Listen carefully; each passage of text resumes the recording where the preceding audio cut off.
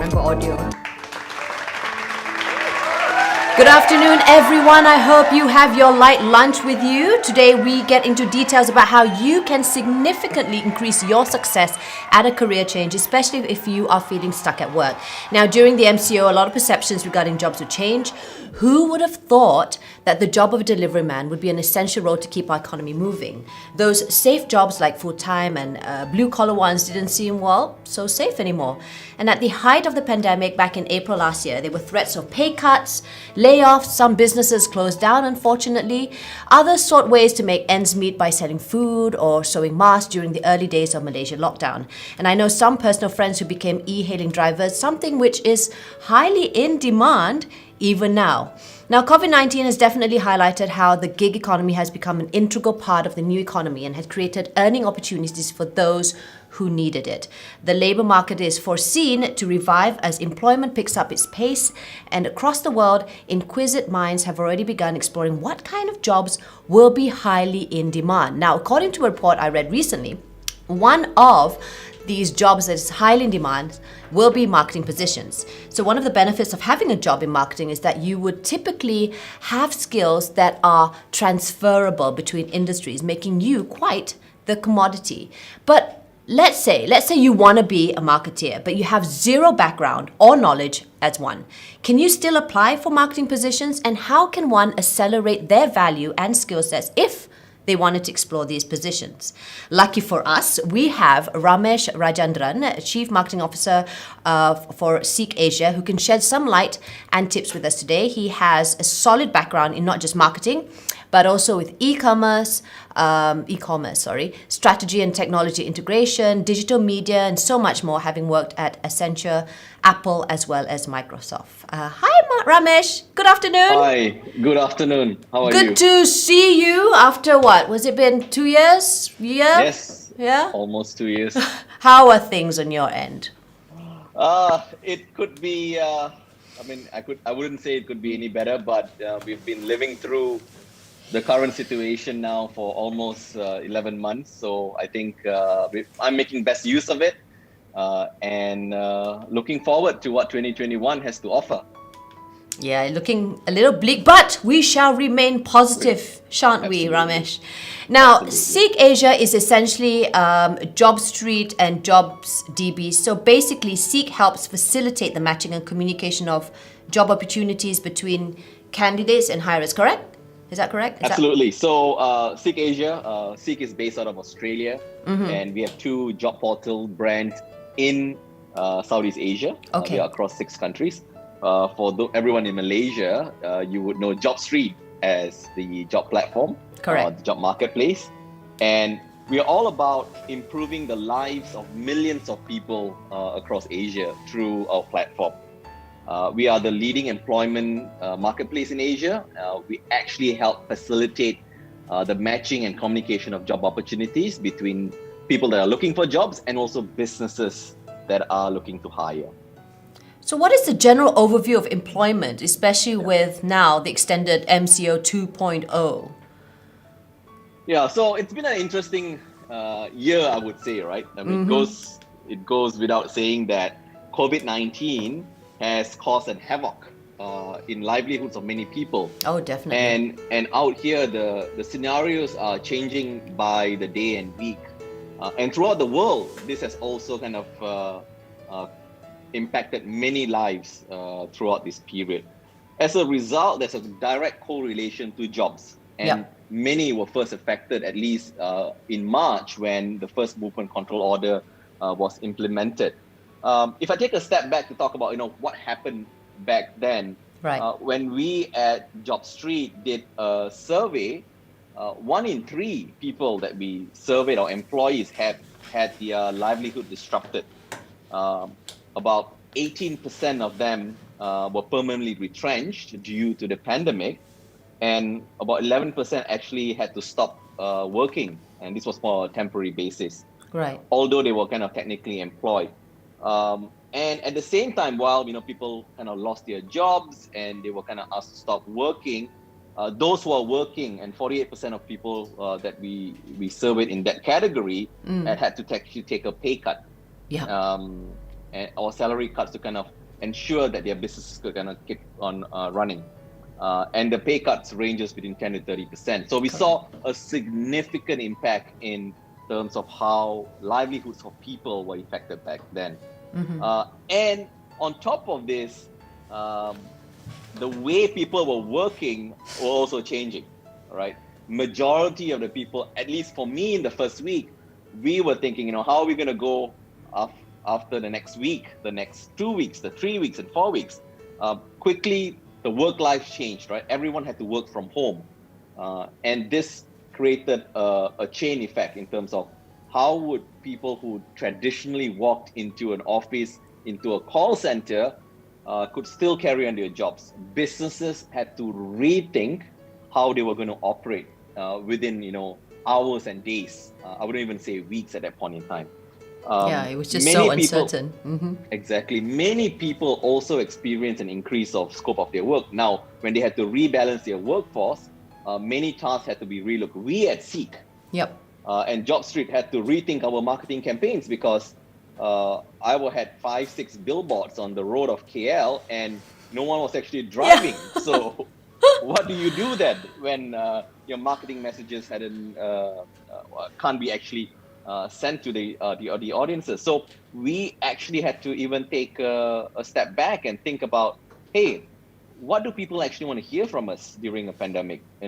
I'm losing my job. It's not about searching for the next job. It's about how do I sustain my life? So from a marketing perspective, we had to rethink. And I'll give you an example of how we went through that whole scenario at Seek. So very quickly, we kind of got together. We brought people from all sorts of parts of the organization in. So it was not just the directors or the leads. Every single one came to brainstorm in terms of who do we stand for. We are about helping people lead better careers and lives. And we want to be able to help them during this period. So we changed the way how we connect with people. We had to go digital. We had to think about the messaging that we wanted to connect with them. And one important thing is we saw early indication of people losing their jobs. The moment people lose their jobs, the searches on our platform kind of goes off because everyone is looking for a job that they can land very quickly. So there was a surge. And there was definitely a surge, and it came, in phases. Because in the beginning, people were kind of thinking what's going to happen, and then over time, we saw businesses kind of rebalancing their workforce. Now, what is key, and using data at this point in time, data was key in terms of how we looked at the environment and the activities that we need to take care of. Is that there were going to be businesses that had to pivot. So if I never had an online presence, now as a business, I need to have an online presence. And what does that mean? I need to find people that know how to actually lift my presence online. So that was an important indicator.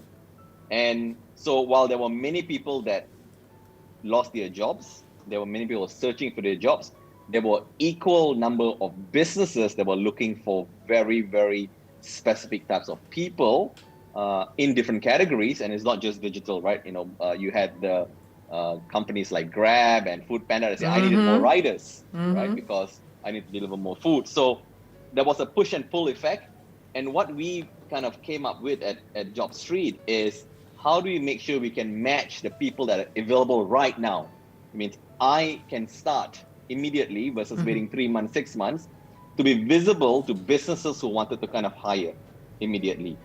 So we came up with the program Work Now, and all that our users on our platform had to do is to enter #WorkNow, and that will kind of surface to all the businesses that wanted to kind of hire people immediately. So tremendous impact. Over all our markets, we have over Fantastic. 100,000 people that tagged it. And what's really touching, and from a marketeer perspective, is that people actually landed jobs during Oh, this that's tough good. time based on that campaign that we actually took to market. Now, if I fast forward to the third quarter of 2020, we are already starting to see that businesses don't mind hiring people that lost their jobs. To me, if someone is available now and they have the right skill sets now, they may have been laid off because the businesses couldn't sustain them, Yep. but 71% of hirers are not factoring that into the assessment that, hey, you lost your job because of COVID. I need people, I need the right people for my organization. And furthermore, these employers that we surveyed, 24% of them said they were more likely to hire them. That's great news. That is. Businesses are definitely looking at how this can turn around and help people that can contribute to the society. So you're saying they are job seekers as well as employers, which is quite important also, were more flexible with their terms during the pandemic. Is that what you're trying to say? They were more. Yes, I think we saw certain new trends come on. So, for example, today, if you go to our platform, you type in work from home jobs, you would see a ton of jobs that allow you to work from home. I mean, that was not the case before this. So, Yep. businesses are allowing those flexibilities. We are also seeing that in our research, the remuneration or the benefits given to these kind of jobs are also changing. So, businesses are allowing employees to have an internet connection at home, which was never the case. Sometimes you had your mobile phone subsidy, but now you see subsidies for internet connection. You are allowed to buy an extra monitor. You're allowed to get a new table. So all these are changing, and I would say they weren't restrictions, but it's a new way of work. And it's a necessity. It's something to Correct. facilitate their job, to make it things much more easier for them and more Exactly. efficient. Exactly. Now, I mentioned earlier about how being a marketeer is a commodity right now. Yep. Do you agree with this?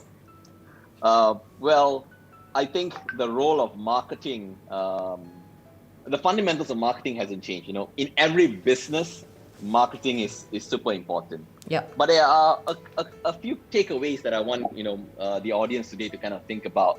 Is marketing, the role of marketing is continue to evolve. We hear a lot about customer experience, and I'm a huge advocate of customer experience because experience matters. Experience are going to define businesses that live through this pandemic. It's always about the person, the people involved, right? Correct. Yeah. So if you focus on the customer and you deliver a great customer experience, and that spreads across the business, it's going to work for businesses to kind of go through this. Because today I'm not just looking at I need to buy a product. I need to buy a product that means something to me. I need to buy a product that connects with me, has the right purpose to how I want to interact with that brand or that product or that service. Yeah. So when I talk about, to back to your question, you need to build marketing to the company culture. We need to break down silos so every department understands the role and the part they need to play in terms of the customer experience and the customer journey. Now, data. While we talk about marketing being commodity, data is being commodity, right? Without data and data analytics, you can't build proper marketing campaigns in today's day and age. Right? You need to be able to use data so you can measure your ROIs, you can talk to management, you can talk to the C-suite and the rest of the organization on how marketing can actually add value. So let's go to the first point around customer experience. Yep. I can't emphasize enough how vital it is today for businesses to put customers at the heart of everything that they do. In our case, it's the candidates and the businesses that we interact with.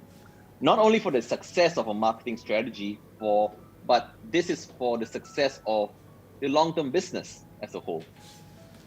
Today, marketeers understand that having a customer-centric mindset and focusing on developing an amazing customer experience is key. Companies today need to put customer at the center of not just storytelling, but also products that they build and the touch points that their customers are interacting with. You need to know who your customers are, how they move through your experience, and what emotional dynamics and information is required to make them successful. So this is super important, as I see. And customer experience has always been important, but of course, in today's increasingly digital world, the way customers research and choose how they engage with the brand is changing. All right. It's not the case of advertising being less effective anymore. I think consumers are no longer passively relying on advertising and information from salespeople or brochures to tell them what product. Instead, they're going out there and doing research on a number of platforms. So this could be social media, this could be blogs, reviews. Definitely, you do a ton of reviews on your social channels too. And this talks about not just from a perspective of, hey, here's a bunch of product descriptions, whether you like it, but how are people using that product? How is it affecting the lives of individuals? How has my application on a platform allowed me to rethink how my job is today? So I think we need to build information pictures about product and services that they're considering, so people can empathize with it, people can find out more, and then supplement it with official information. I would say. You mentioned data analytics quite often here, and I've seen some of your previous interviews with other platforms also. How about like small SMEs out there who may not have the resources? How then can they sort of gauge what would be, applicable to their potential buyers or customers then? Yeah, so I think you don't need a ton of research today in today's day and age. The information about your product and services already exists around you. So that is one.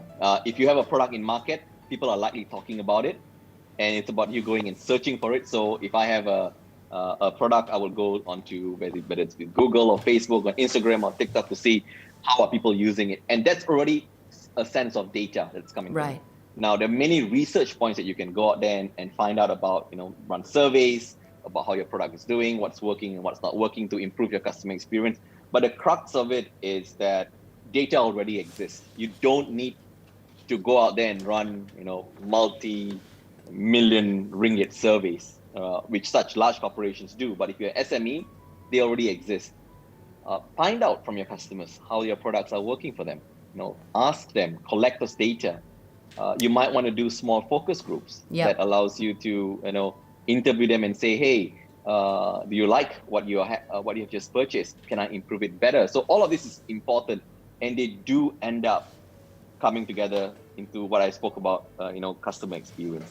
And I think people should really jump on what's already free. Your social media, in fact, like Instagram has all those, like, on the swipe up and, their Instagram story, poll questions, ask me questions. So use that and just to gather insights of what your consumers are looking into.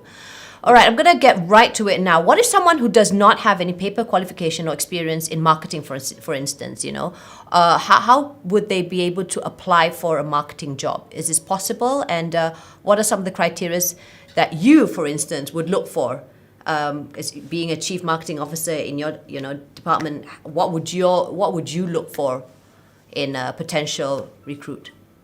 So very good question. I think in any job today, businesses will look for people who are passionate, people who bring something new to the table, people who are innovative, people who have a great culture and mindset. That's super important. Now, when it comes to marketing skills, I think in any organization, if you're going to join a company that says, I'm looking for someone with 5 years experience and you only have 2, don't shy away, because there's potentially an opportunity for you in those roles. Of course, if it says you need 20 years experience and you have 2, then it's time for you to go and get upskilled and try something before you kind of get there. But what I would say is it's time for upskilling and reskilling. It's super important. Look at the growing job demands in the scale of marketing, right? So as I mentioned, data. If you're starting up fresh and you're going to go into the field of marketing, make sure you take a course online on data, on how you read data, how you collect data, how do you synthesize data. Next, look at what sort of trends is happening in the marketing space, digital marketing, for example. If I'm going to have someone join me on social media, I would expect that person to actively use social media, understand how social media is leveraged, and how he or she can kind of bring value to the organization. So I wouldn't say shy away and say no because I don't have the qualification. You can start something small, experiment with it, There are many organizations looking for help in very small spaces and pockets that you can jump upon and build your skills in there. And you're going to be very, very, very valuable. What is super important is that don't lose passion. Be innovative. Try things that are new. Start harnessing your leadership skills. Try, get dirty, experiment, fail fast. These are things that we all spoke about 3-5 years ago, but it's becoming reality now that you can experiment in different shapes and forms. So I think it is absolutely crucial for people to reskill, upskill, try, and don't lose that personal touch of driving things forward. But that's just it. Like, let's say someone who's new to the game, and then like what you said, the criteria is at least 20 years experience, but they don't, and hence they need to upskill themselves. So then they have to go and probably go online and get upskilled or reskilled before they are able to apply for the job. So it's a bit of a catch-22 in the sense. Or what do they do in between? Because they still need to live, they need to sustain, they need to earn something. So there are many scenarios today. I think people that are affected by the COVID-19 situation look at opportunities that are in bite size jobs. So I could experiment something, I could try something, build my skills. So I'm always of the view that technical skills are easy to pick up. You can pick things up really, really fast if you invest your time in it, and in a marketing tech space, if you understand how it works, you can pick that skill up. But having to invest your time in some of the non-technical skills is going to be something that personally you need to have and be able to drive. So yes, there needs to be a situation where you can apply for it, you can demonstrate. What I will also suggest is tell the story of who you are. Tell the story of your commitment. Tell the story about where you see how you can contribute to the organization. And because of the COVID-19 pandemic, the pent-up demand for many organizations are changing. We are seeing, I myself are seeing new roles within my team that never existed before that we need to invest in. And some of these skills will be things that we need to build over time. We need to invest in people.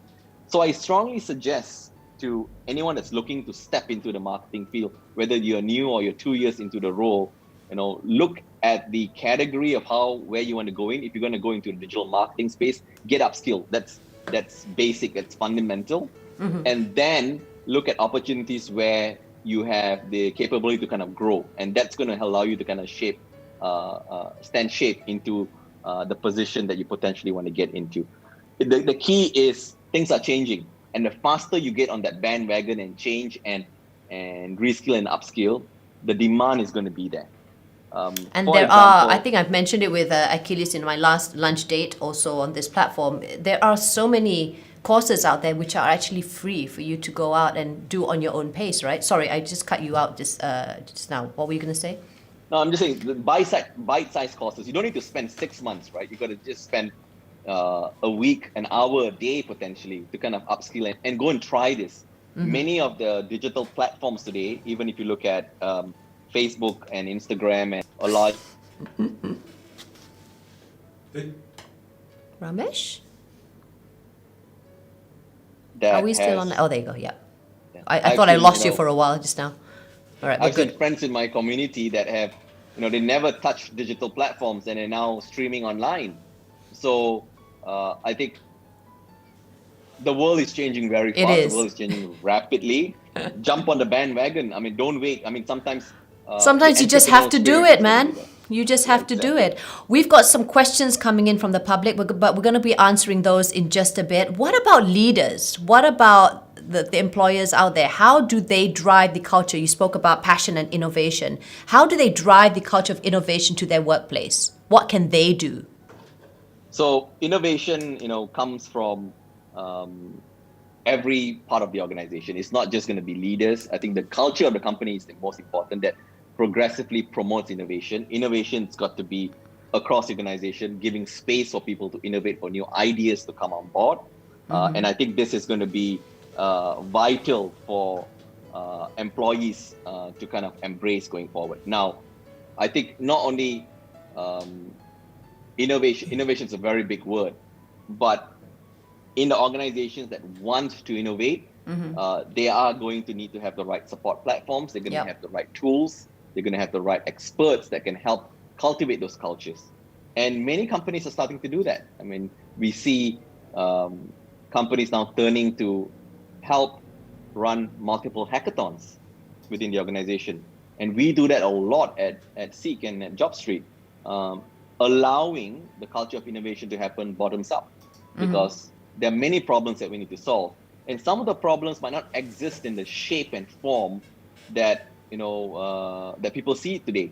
But those ideas can spark new categories, they can spark new messaging, they can help improve operational. So organizations will support it, provide ground up support. And when I say innovation, it's not about hiring a chief innovation officer.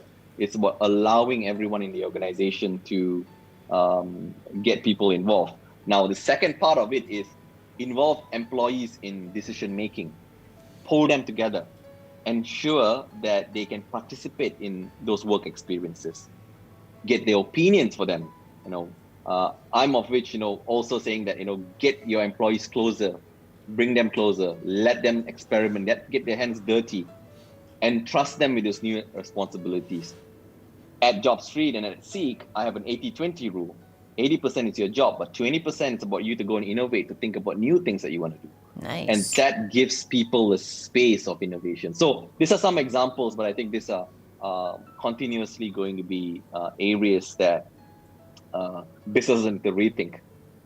It's super important for leaders to allocate time for innovation to happen.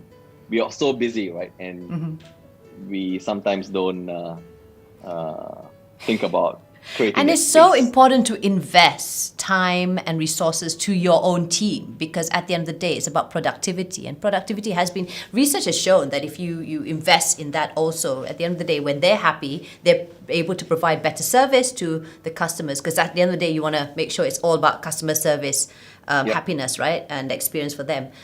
I was going through JobStreet and I actually applied.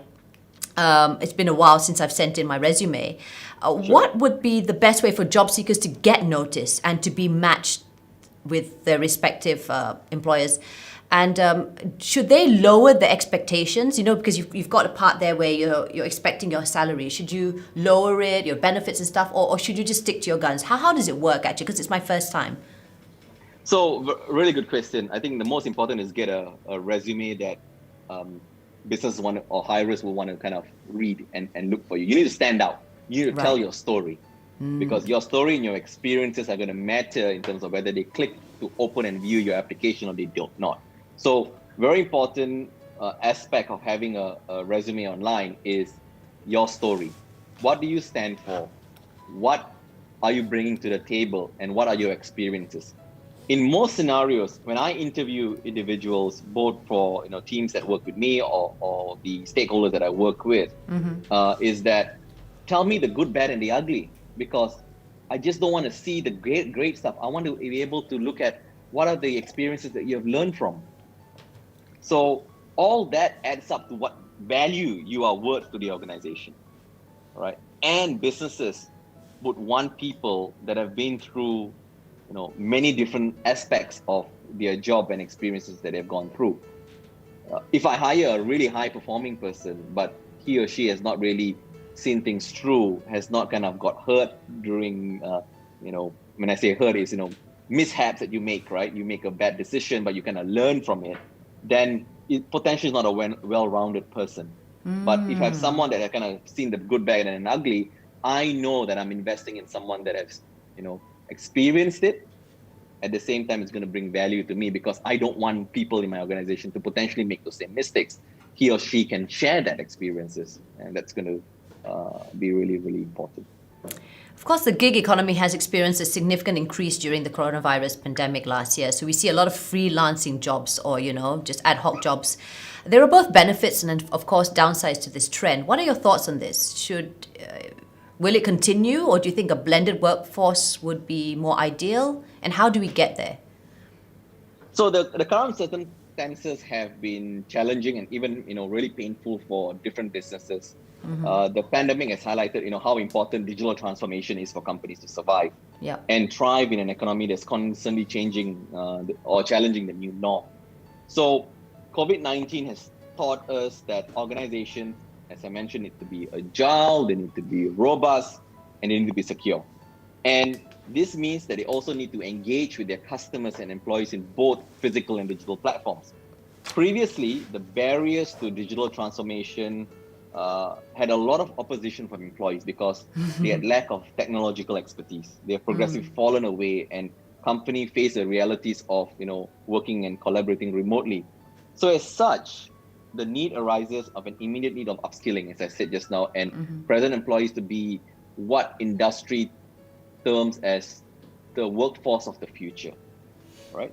So due to the rising demand in digital tools, as you mentioned, and processes, there's an urgent need for Malaysians to appreciate the need to upskill themselves in the gig economy, leverage digital technologies, digital literacy, and also start building transferable skills. If you were in the airlines and you were serving customers, what are the roles that you can take from the segment that you were working with into a new market? What are the skills that are transferable? Those are super important. The reality is the COVID-19 pandemic has accelerated for Malaysia to progressively build a digital workforce. That is no doubt. My parents who never used to buy online are buying online, which means that businesses that used to connect with them offline need to connect with them online today. And that's going to be super important. In addition to that, automation is going to be key. Yes. Latest technologies are going to be disrupted in almost every way and shape. Traditional roles are fast disappearing, and I can name a few of traditional roles that are disappearing. Data entry clerks are disappearing. Assembly and factory workers are disappearing slowly. Operation managers are all these are being taken over by automation. So in the need of all these roles going away, we need to make sure that that upskilling and reskilling happens. Here in Malaysia, some of our studies indicate that the top three industries that are looking for talent is IT, followed by manufacturing and banking and financial services. These are top three in Malaysia. If you go to our platform today at jobstreet.com.my, you would see that a lot of these companies are constantly hiring, and they are hiring more than they had before because of the pent-up demand. We are also seeing emerging roles, right? Data analysts, together with artificial intelligence, machine learning, robotics, cybersecurity specialists. These are new roles that are also coming to shape.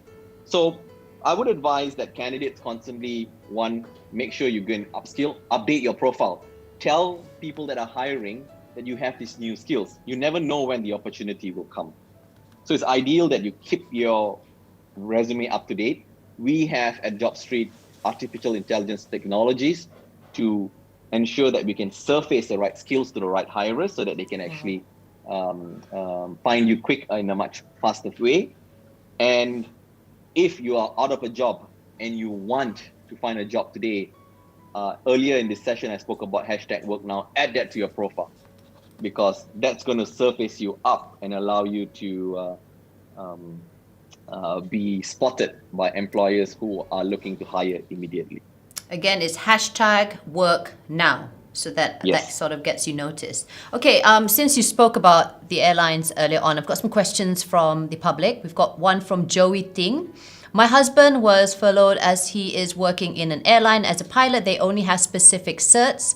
What are the jobs that you can recommend for someone like him?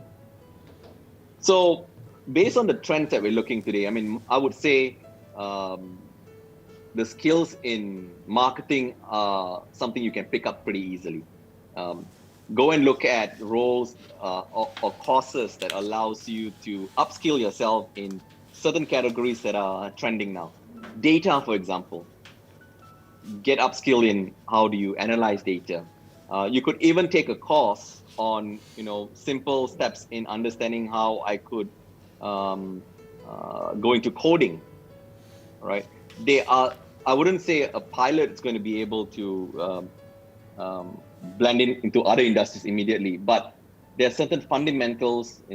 I would say data is commodity and it's going to be across all organizations. If I want to move and I want to shift, I can do that. Now, a pilot, and I've seen stories out there, have started a restaurant, have started, selling food. He or she is going to need to sell those items online.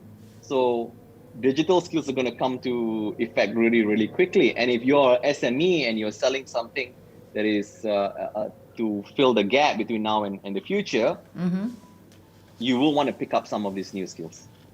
There was one classic case in Shah Alam, if I'm not mistaken, where a pilot actually, created a burger stall. Amazing. Oh, story, yes, that's right. Amazing story. Now he's also gone online. So those skills are going to be super important to kind of harness. So you can have your passion in what you believe in and how you perceive your future career, but complement that with skills that you cannot pick up today. And I say the technical skills are easy to pick up. You just have to have the willpower to see it through. All right, we've got a question from Zainal Abidin bin Abu Bakar. When you say upskill, what is the skill that is highly required at the moment? Considering my current situation, I may be facing retrenchment down the road, 1 or 2 years. My current job is niche, asset quality. It's not exactly a very common role required. Which area or skill should I focus on?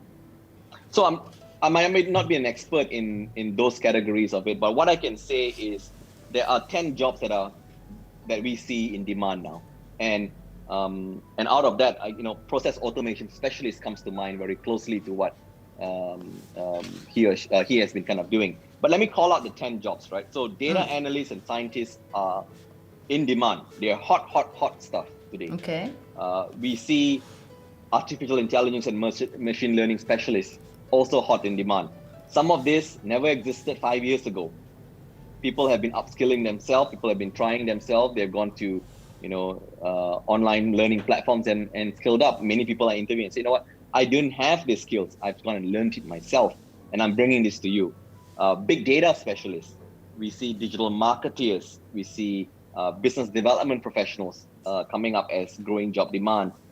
Digital transformation, information security, software developers, iOS, Android developers, hot in demand. So if you want to, pick up a new skill, I would say, these are areas that are going to grow, and jump on the bandwagon. There are platforms like Coursera. So Seek is an investor in Coursera, and provides you bite-sized courses. And if you think that's something that it's going to be really useful for you, go ahead and do it. They are not 6, 12, 1 year courses that can be time consuming. And I sometimes, even go and upskill myself. So I watch a ton of videos on YouTube every day to kind of get to know what's happening around me, how marketing is changing. One area which I did not speak about is MarTech. MarTech. Marketing. So marketing technologies. Okay. In the space of CRM. So the more and more businesses that want to invest their time in, they want to get to know their customers better. They want to understand what ticks the customers, what creates. So every time you go onto the internet, you're sending out signals, and you, a business, can capture those signals. So if someone visits your website, right, or if someone visits your Instagram page, or someone visits your Facebook page, and they're leaving comments, and that comment should be translated to the messaging that you want to send them. So if they love your product, use it as customer reviews. If they are saying, how do I use your product, create a video, a short video to tell them how to use it. And use the marketing technologies to disseminate this information. So you could go to email service providers and send out periodic emails that matches what your customers want to hear.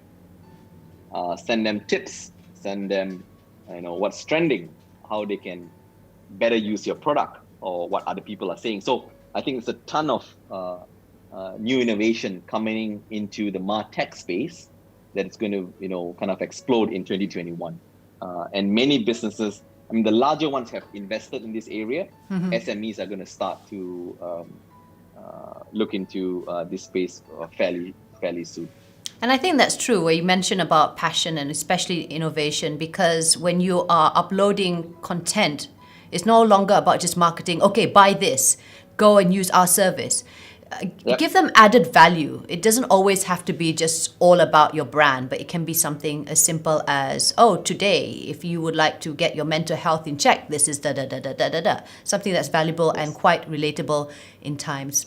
Okay, we've got another question here from Nur Zalina. If I have the experience and skills, but I don't have the relevant qualification, how can I highlight it in my resume to make it stand out? Talk about your skills that you have. Talk about the experiences that you have gone through. Okay. That needs to come out. And the moment you get an interview, make sure you tell that story. Give them true examples. Examples matter to hiring managers. They want to see how you've gone through that journey. So storytelling is super important. So you might not have the paper qualifications, but you can say, you know, I experienced A, I did B, and this was what the results were. Emphasize the result, give concrete examples of what the results were so that it will help you stand out. Storytelling is ever more important than where it was before. And I really think harness that. You when you can already say that, you know, I have the experience, might not have the paper qualification. Talk about that. Talk about how those experiences matter. And what does that mean to the business that you might want to join? How can you help? And as much as you want to be a storyteller, sometimes people like myself are a little bit long-winded. So keep it brief. So make it concise, but get to the point and share your experience. We've got Shazwan from Facebook. What are the essential skills for fresh grads like me to be someone who are not from digital marketing background so that I can work and be part of this field? Okay, so he doesn't have digital marketing background, but how can he then be part because he's a fresh grad? I guess it goes back to upskilling. Do you think so? Yes, upskilling, I would say a couple of things. Look at, you know, within digital marketing, there are many different components to it. Pick one that you want to kind of go in there. You're already on Facebook, right? So if you're already on Facebook, then look at how businesses are using Facebook, how they're leveraging advertising on Facebook. Learn that they're not tough. Underlying factors is data. Data is going to be a key skill that if you want to get You keep on stressing on that. So that's gonna be my next Coursera course, man. Yes, everyone, and I tell this to my team and my leads in my team. You gotta hire people that can read data, can analyze data, can think and shape data, because this data that we're looking at has just morphed in the last 2 years, and it's going to tell us a lot about the customers that we want to interact with. Super, super critical. And again, guys, check out Coursera because they do have free courses there. And if you want to upgrade because you need the cert and stuff, it's quite reasonable. You just have to invest for your future. Okay, we've got an anonymous participant here who's asking, what are your thoughts about applying for a job to work remotely? Are employers open to that? Yes, definitely. As I mentioned, if you go to jobstreet.com today and type in work from home jobs or remote jobs, you will see a ton of employers that are looking for people remotely. So I strongly suggest to look for these jobs. They have categorically label them as work from home. And this is going to grow. This is going to grow over time because now we've spent 11 months working from home, right? Businesses have somehow adopted and said, hey, it's possible to work from home now. Yeah. But I suggest that if you join this company, ask the right questions. Do they have the right tools to enable you to work from home? Do they have the right platforms that enable you to collaborate effectively? I, as a marketeer, was very skeptical when we started to work from home because we are so used to collaboration face-to-face type environments. I mean, marketeers are creative, right? They always want to, go on a whiteboard, draw something and experiment, and then kind of, maybe have a drink in a small group and see how that will work. But we've made use of it. So I think in the last 11 months, it's taught us that work from home is possible, but you need to have the right tools, processes, and also capabilities to make it successful. So before this, we saw a very limited number of jobs which are work from home. They are actively growing. So go ahead and search for that. And also ask your future employer, what is the policy of work from home going forward? Now, many organizations have stipulated that they're going to be flexible in work from home policies. Some organizations have said, it's going to be work from home for 2021. and that might meet some of the requirements that job seekers want to adapt to. So plenty of opportunity, I would say. I always get this mindset of the employers is going to ask someone, the person who's going to hire me is asking me questions. But we should be asking them questions too, because we want to make sure that we fit, right? What are some of the good questions Absolutely. let's say I'm going to get interviewed by Ramesh to join Seek Asia, for instance. What questions should I be asking you that would be relevant to me? Yeah. Super important is culture.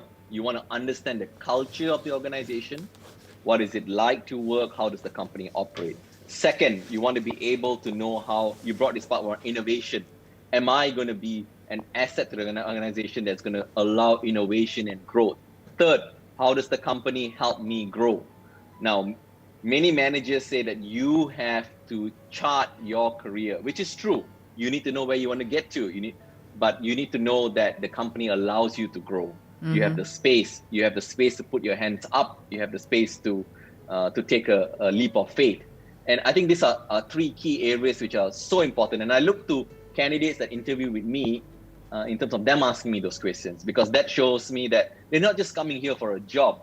They're coming here to make a difference. Nice. They're coming here to really add value to the business, and that's super important. All right, we're almost at the tail end of our interview, but before I get into your final advice, I know, right? Time just quickly. I'm gonna do a rapid fire question and answer with you, and you have to answer immediately. Okay, so it has to be like very fast. You answer me. You ready? Sure. Okay. Apple or Microsoft? Apple. Work from home or at the office? At the office. Oh, interesting. Social media pick. Would it be Instagram, Facebook, Twitter, or TikTok? I would say Instagram. Wow. Favorite color? Blue. I knew it. Dream job? Dream job, I would say an advisor to people. Nice. Well, you're doing that quite well. As we speak right now. You advise very well. Very good insights you gave today. What new language would you want to learn and why?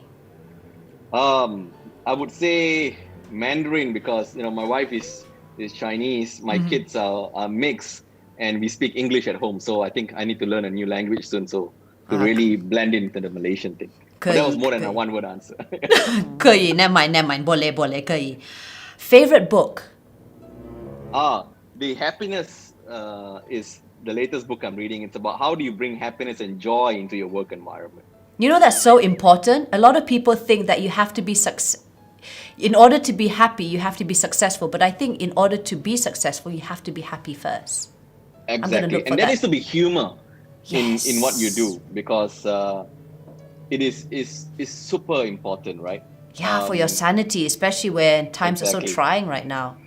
Yeah. Okay. So, there's this Happiness, book is it? How to Be Funny by Daryl Littleton. Okay. I think it's a great. There's also The Humor by Nicole. I can't remember her last name.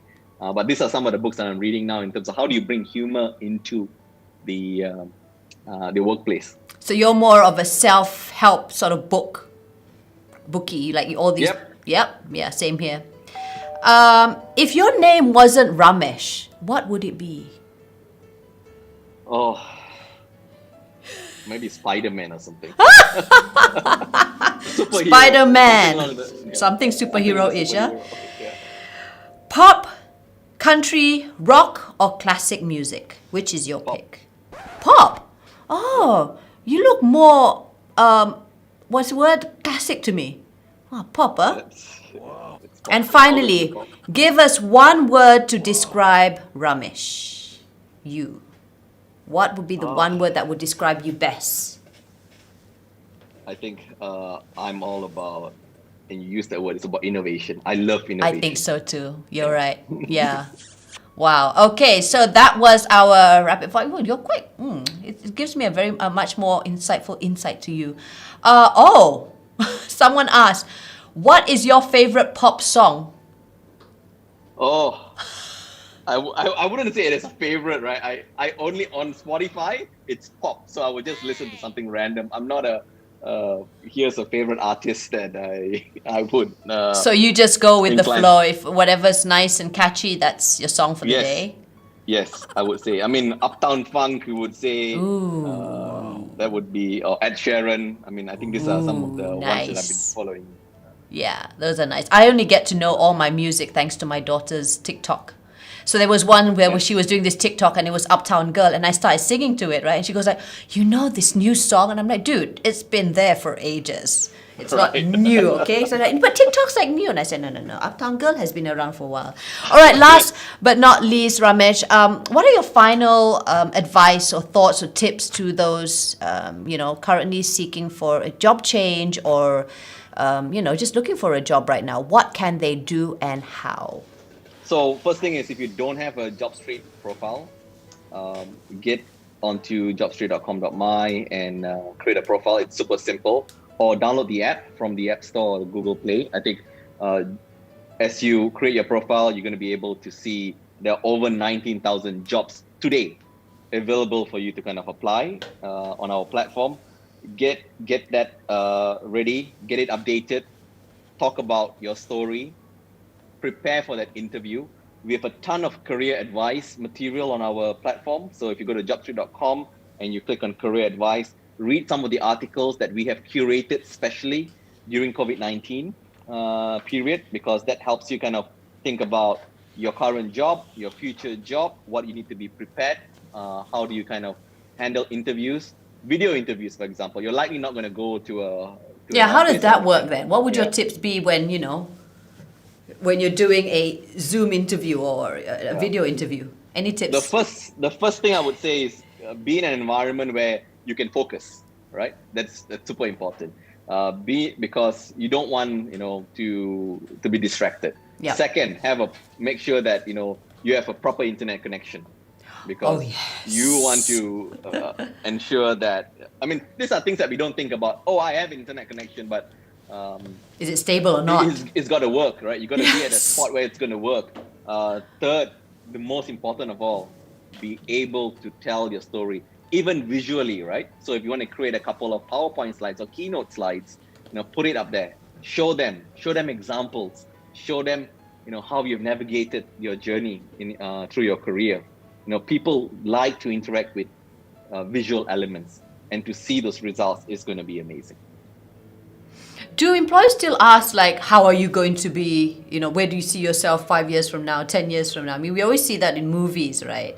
And that sort of like plays. I've not applied for a job in many, many, many, many years. So I'm just curious to see what I is think the some interview do. process like? Or some still do, huh? I'm sure some still do, and I hear that in some conversations. What's your 5 year? I think that's really to gauge and assess whether how ambitious someone is, how that individual sees his or her career path going forward. I would, for me, it's not about 5 years. It's about what you're bringing to the table, how you're going to play your role today, and you have all the time to chart your future. I remind employees that they are and partners in my organization that they will shape their career together. You own your own career. You got to chart that and ask for help. So where you see 5 years, 10 years is maybe kind of just see where you think and how you think about the future, but paint the story about how you see things now and how you want to make a difference. That's going to be super crucial. What if their story involves different industries, different job roles, and it seems like, wow, this person has a diverse experience in all these different jobs. But some people might say, apa ni lompat sini, lompat sana, will he or she be even focused on this current job? Nanti dia takut dia lompat lagi. What are your thoughts on that? When, there needs to be a balance, but, what is Yeah, your... I think there's a time and place for people that change. If you are an entrepreneur and you have an entrepreneur spirit and you try different things, it's fine. In the corporate world, they are less receptive to people kind of moving from job to job in a very short time, because that creates instability. So a corporate organization might likely have a very different perspective there. For more senior roles, they want people that are vested throughout the organization and can be resilient when times are challenging, right? So I think it depends on what part of your career that you are at. If you are slightly more adventurous, you might want to try different things. But my suggestion is maybe you should have that conversation with your manager, that you want to stay in the same organization, but you want to try a whole set of different experiences. I actually did that at Microsoft. I started as a tech person, and I ended up leaving as a marketeer. So You were there for a I good, stayed what, 11, 10 years? 11 years. 11. 11 years, yes. So that's a clear example that, hey, I wanted to try different things, and I did that within the same organization. Yeah. But I was very clear to my manager back then, and I said, I actually want to try and get into marketing, and I was a tech geek back then. And I still have not lost that area of technology, right? Because now I speak about marketing technology in a very different way, and how you bring that together. So don't hop around too many organizations. Try and, if you want to live in the corporate world, then try going deep, or try something different in the organization. And fresh grads, many fresh grad programs in some of the organizations in Malaysia allows you to experience different parts of the business from time to time. Like management trainees, right? Where they can that's try correct. their luck and see which one really fits their personality best. Because at the end of the day, you need to be passionate about what you like. Do. Absolutely. And then you are able to give your 100%. Someone actually asked me, how do they apply for a job in Seek Asia or in JobStreet? Is there available positions? So we do have multiple jobs available at Seek Asia and JobStreet, and even our JobStreet markets across Southeast Asia. So go to jobstreet.com. All the jobs for JobStreet and Seek Asia are on JobStreet, and you may kind of apply for them. So type in Seek Asia, and you should be able to see all the jobs that are available. We are a tech platform, so we are looking for a ton of people in different positions across the organization. All right, this one comes from actually one of my downlines, because she's in an MLM business, and she just wants to know, I think we've got a bit of time, we've got about 3 more minutes. She just wants to know, how can she, as an MLM person who needs to recruit and sell her products, what sort of upskills would be appropriate for her then? So if she's going to do that online, digitally, I think get to know the platforms that matter today. There are just a handful, right, where people are. So if you want to sell your sell your products on platforms, you have the Shopees and the Lazadas that help you not just put your product there, but how do you optimize it? So it's not about just placement, right? In the digital world, you need to make sure your product also stands out. Then think about how you want people to know your product, and then you might use influencers or key opinion leaders, or you might do it yourself and create bite-sized content that explains it. So also get skilled into how you might create a short video, and it doesn't need to be 6, 7, 10 minutes. It could be 30 seconds and say that, hey, I used this product and I had this benefit. So pick one area, and I think about how you want to tell a story of your product, and then optimize it. I think, and that comes to my same point on data, because to optimize something, you need to understand the data, and data is king. Is it hard to learn? I mean, you're a tech geek, okay? Sorry, but yes, you are. So it's probably kacang for you lah. But then for those who really aren't, like, me lah, is it hard to learn these new skills? No, it's not. It wouldn't be. I mean, you would typically want still a data scientist to do the number crunching for you. Yeah. But you should be able to tell the number of people that come to your site, where they have clicked, what they have clicked on, and what their feedback is, and collate those feedbacks. So that's kind of fundamental about understanding data. Then it's about, how many of these people that have come to my site have dropped an email address? What do I do with them? Are they male? Are they female? Are they 25 to 35? What do I tell them in that age?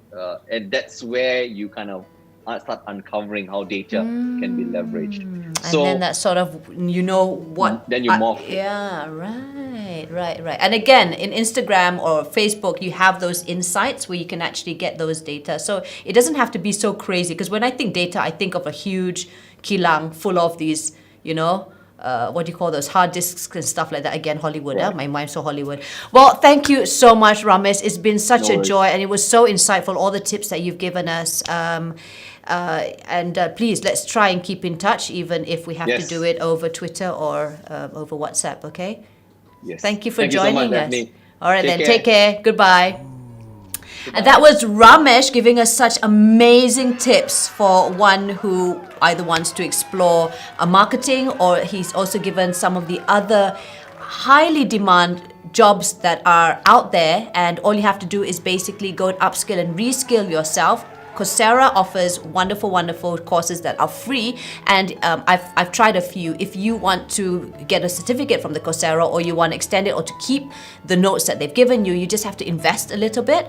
Data analytics seems to be the thing that he keeps on stressing on. So yeah, guys, this is something that you guys will probably want to look into, and I hope this was really insightful for all of you looking out to changing your career or looking for a new job. So thank you once again for joining us. Thank you, Ramesh, once again, and thank you, Job Street, for arranging this interview. It's been a pleasure being your lunch date today. Assalamualaikum warahmatullahi wabarakatuh, and I'll see you on our next lunch date. Take care, everyone. Bye-bye.